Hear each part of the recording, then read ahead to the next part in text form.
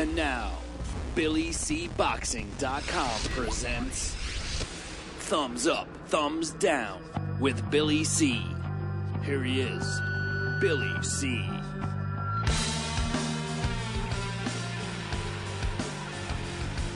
Thank you, Jeremy C. We're coming at you from the Billy C studio in Lake George, New York. I'm Bill Calogero, and it's time for BillyCBoxing.com's Pro Boxing's Thumbs Up and Thumbs Down for today, September 5th, in the year 2012. I want to remind everybody, Vegas week on Fight Now starts Monday.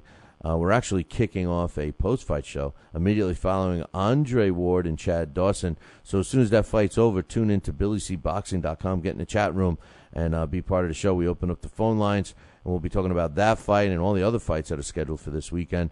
And then we fly out to Las Vegas, and we're going to be in the Fight Now studio, which is located in the Mandalay Bay sports book. So you go to the sports book at Mandalay Bay Resort and Casino between 5 and 7 p.m. all next week. And we'll be broadcasting the show live. We've got a slew of guests. Check out the website. We've got a list up there today. It will be up later this afternoon, so check it out.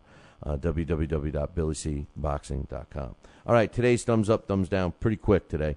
Thumbs up to Fight Now. That's right. I'm giving thumbs up to a Fight Now. Why? For putting together a great week, which we're going to call Fight Now's Fight Week on Fight Now. That's right. It starts off really on Saturday night when we do the post-fight show right from this studio right here on Fight Now when we talk about the Andre Ward and Chad Dawson fight. We'll be giving you some ringside people that are going to be there ringside, giving us their thoughts, what took place. We'll be talking about the fight in depth.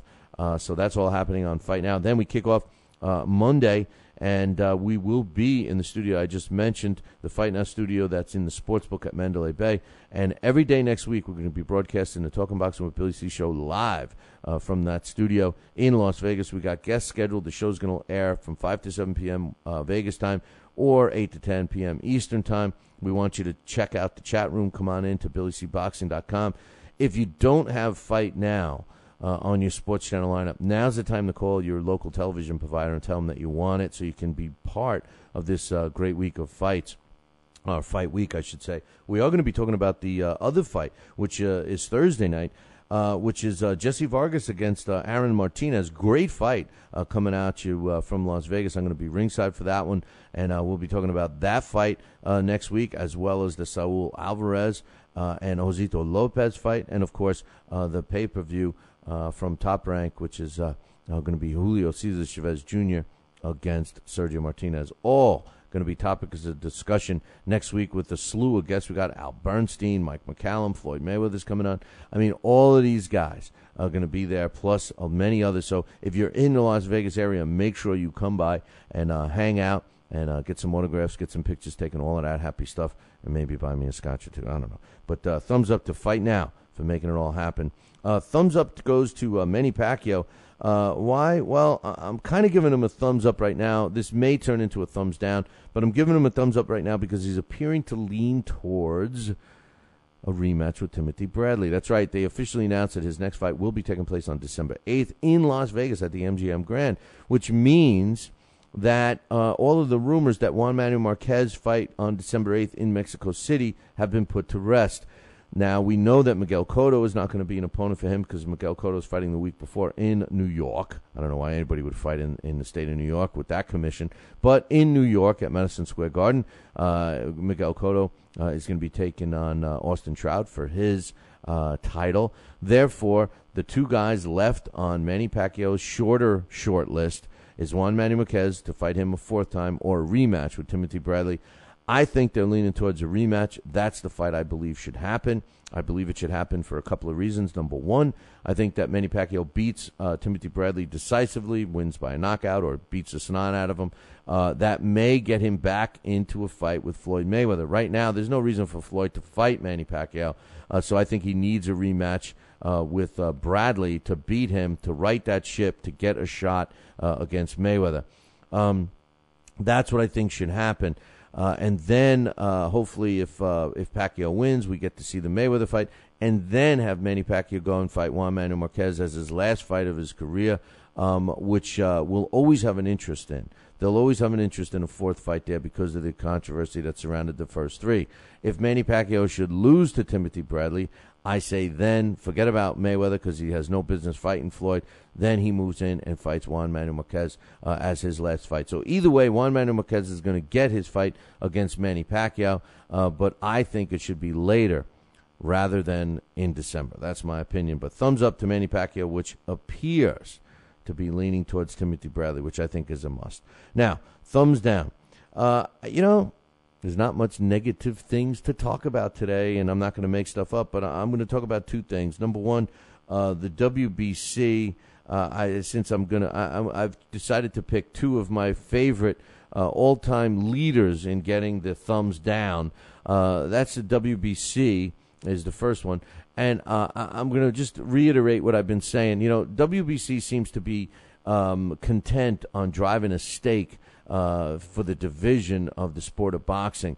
They try to separate themselves, which I believe all sanctioning bodies try to do in a sense. But they believe that their way is the only way, and boxing revolves around them. They think they're the sun, and boxing are the rest of the planets. That's not the case. And, boxing should be in the middle and everything else should be revolving around the sport. What this sport needs is continuity.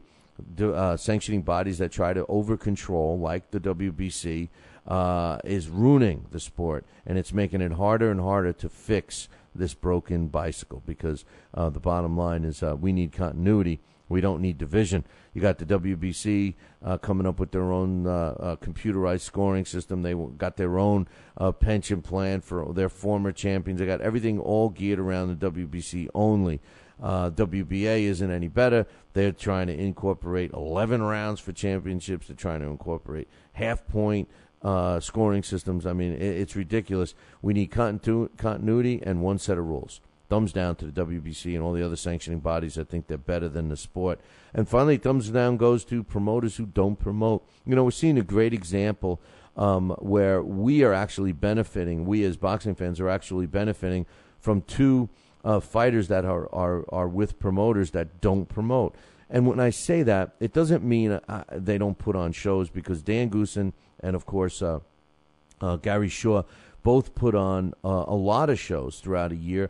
And they're also very, good shows. I mean, they're not great shows, because their job in their mind is to build up their fighters in order to get a shot at one of the money fights, which is generally in the top three, among the top three boxing promoters. So the guys like Dan Goosen and Gary Shaw and Joe DeGuardia and Lou DiBella and all those kinds of promoters don't really promote their fighters. The end result is you got fighters that are talented. Us as boxing fans know who Andre Ward and Chad Dawson are. But Joe Q public, that's a baseball and boxing and football and hockey and basketball fan, the marginal sports fan, they've never heard of these two guys. Yeah, they heard of Mayweather and Pacquiao and Mike Tyson and all the high-name guys, but they should know about Andre Ward and Chad Dawson, but they don't because of lack of promotion. In this case, because they are two quality fighters, because they don't have great promoters behind them, and because the top three promoters don't want to put their fighters in with these guys, we're being treated to a great matchup where they're fighting each other. So in this particular case, although the numbers probably won't be as great for the fighters, it's certainly going to be a great fight for us, the true boxing fans. So I kind of give them a thumbs up for giving us a good fight, but a thumbs down because the overall reason is the promoters aren't promoting anymore. If you're going to be a promoter in the sport of boxing, you got to promote. And that means more than just putting on a show. You got to invest money into your product, which is your promotional company. Thumbs down to all the promoters who don't promote. That concludes our thumbs up, thumbs down for today. Make sure you tune in tomorrow, man. Ciao, baby.